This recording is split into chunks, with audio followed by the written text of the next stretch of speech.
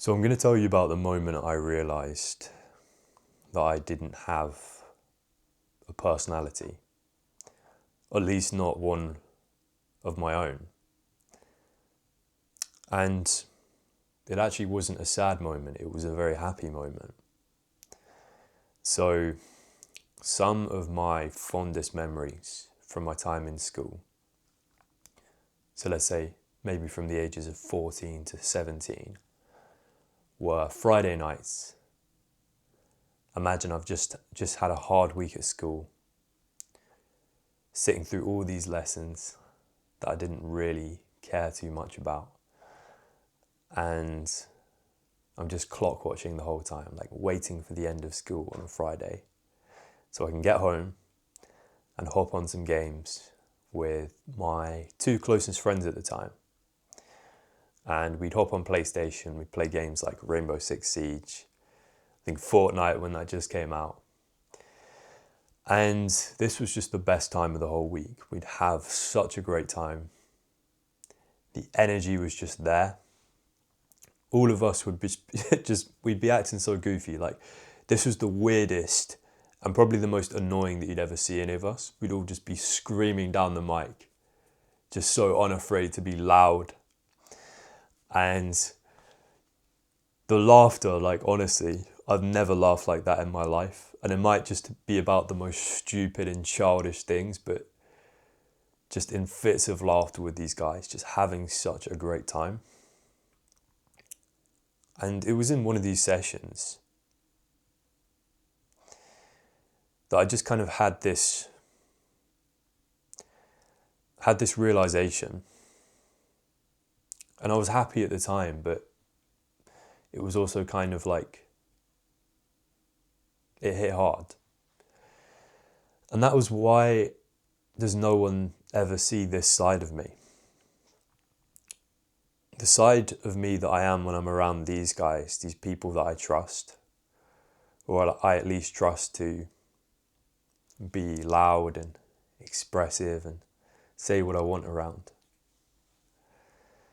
Because in school, the entire day before that, people would have just known me as this silent kid who comes into school, doesn't speak to anyone, just keeps his head down and tries to go unnoticed.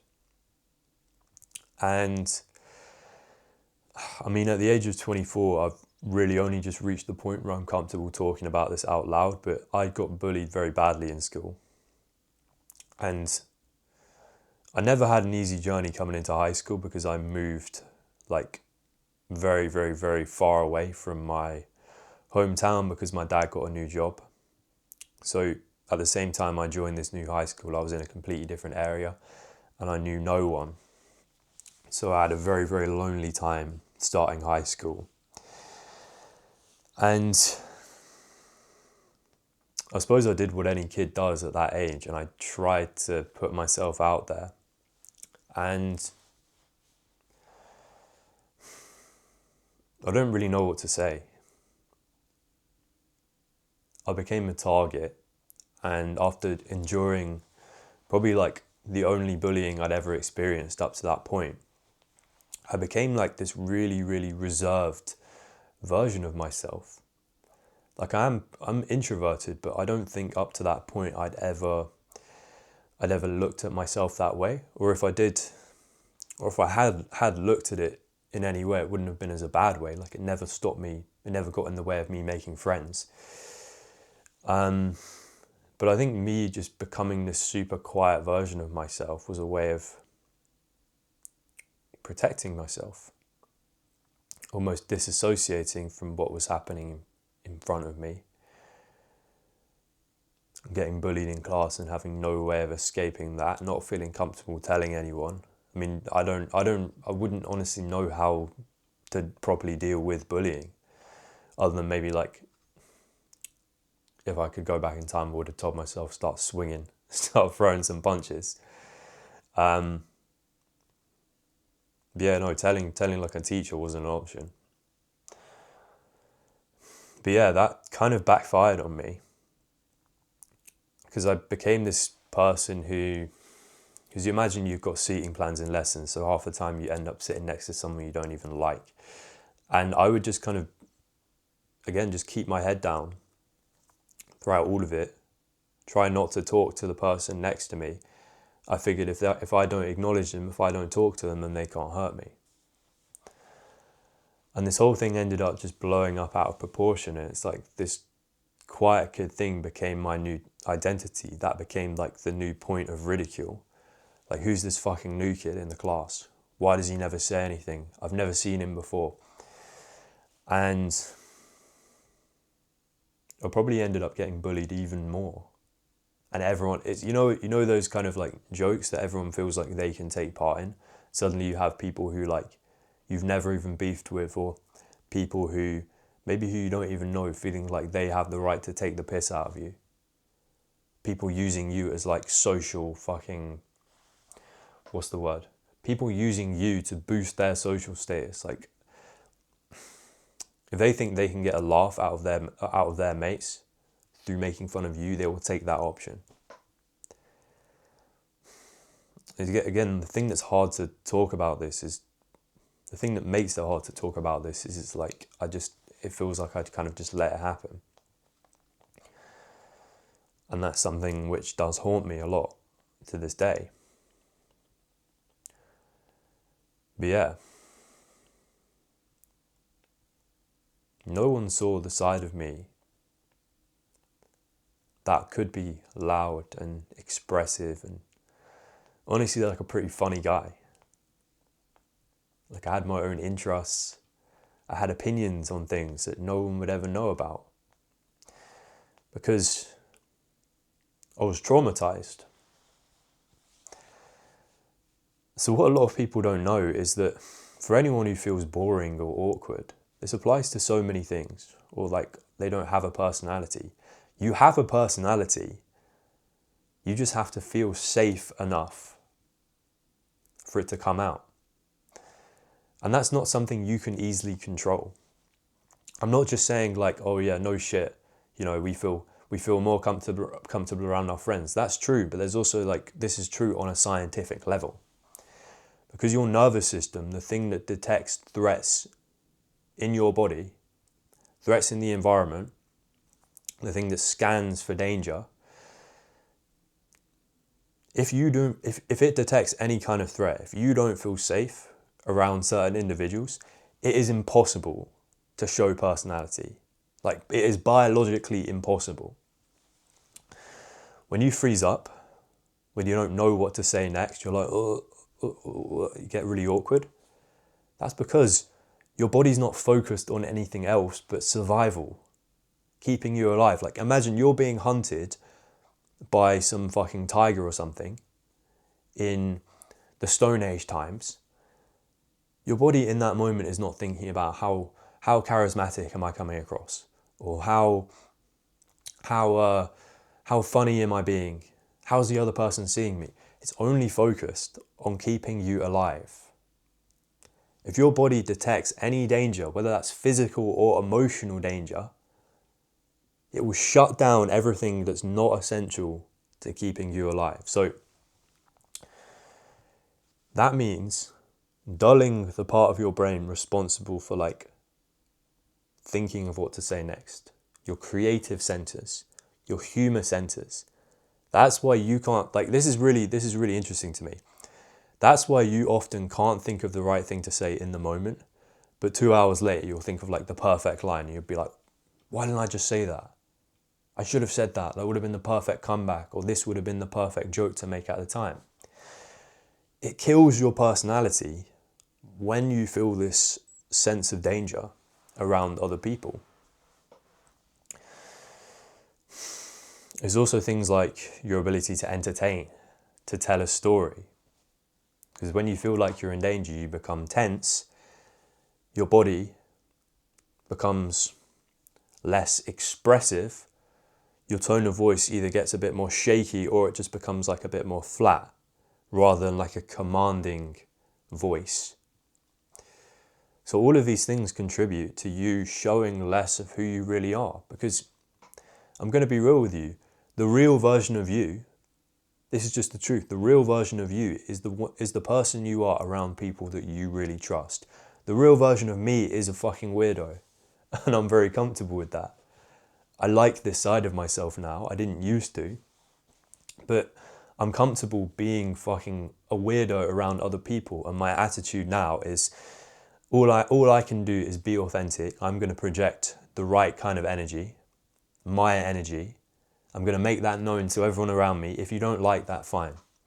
You'll find out very quickly that we're not compatible. You can do one.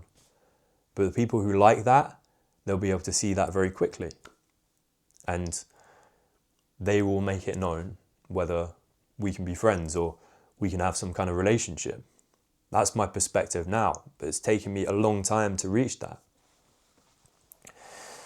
So yeah, the difficulty is, like, I can't necessarily speak for anyone who's in this situation now. Like, you are in like some kind of present danger right now, like whether you're getting bullied or you're in some kind of toxic environment. Because the only thing I can say for that is you've got to get yourself out of it. Thankfully, I left school and I've been able to kind of start the healing process. But the difficulty is, because I've conditioned myself to be like a bit of a yes man and not really showing my true personality, it's difficult. My nervous system perceives danger right now because it's been trained to, based on the things that happened to me in the past. So certain situations, like at work, things where I'm afraid that I'm going to be humiliated or I'm going to be judged, even when there's not, like, thinking logically, there's not like any real chance of that happening. It's tough for me. So the way I managed to reassure myself and start kind of reintegrating my natural personality into these situations, into my day-to-day life, was by not playing it safe anymore. Because imagine you've learnt to suppress your personality as a way of protecting you. And that comes down to, like, the things you're willing to say, the things you're willing to share, the opinions you hold. It all goes through this filter, like, if I say this, am I going to get mocked? Am I going to be caused any kind of emotional pain? And you talk yourself out of saying things. So the way to bring back your personality is, even when it's uncomfortable, even when it feels like it's going against what you feel, you have to start taking up more social space. What does that mean? It means speaking up when you wouldn't usually. We all have that little voice in the back of our head that tells us, no, don't say that. That's done. That would be forced if you said that. Or sometimes when we can't think of anything to say, when our mind goes blank. I find that when our mind goes blank and we can't think of anything to say, there is something we thought of saying maybe just before that. The thing that instinctually came into our minds, but then we naturally just pushed it to the side. And that blank space where we freeze is us searching for something to say. We had the thing to say already. So for me, what I've learned to do is kind of get back in touch with my natural dialogue. Like, if something comes into my head, in most situations, I'm just going to say it. Even if it's a little bit weird. Even if it's something which only I would find funny. Or even if it, like, particularly in work settings, you know, I think I kind of have this insecurity. I'm early on in my career. No one wants to hear me talk. Often those are the perfect times to share your thoughts. That's when you can, like, do the most growth. That's when you can heal. Convince yourself that you do have a voice. Just see what else I've got written down.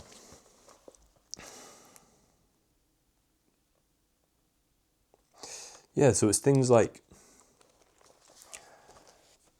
instead of filtering all of your thoughts and opinions through other people,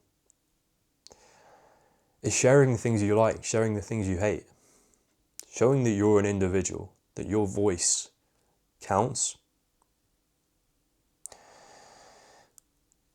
Trying to be as authentic as possible just in the way that you live life. And that's so difficult these days because we're just bombarded not just with influences from the media, like, you know, this is how you should dress, this is how you should talk. But just like our friends and the people around us, if we've not got a good set of friends, it's so easy to be like influenced, to be like more shallow or to care about shallow things. But yeah, for me, I just, again, coming back to what I said before, I just try and project the most authentic energy, like what feels right for me. The things I like, the things I find funny, I don't hide those things anymore. Because the people who like that, they're going to resonate with it. I suppose that's all I've got to say, really.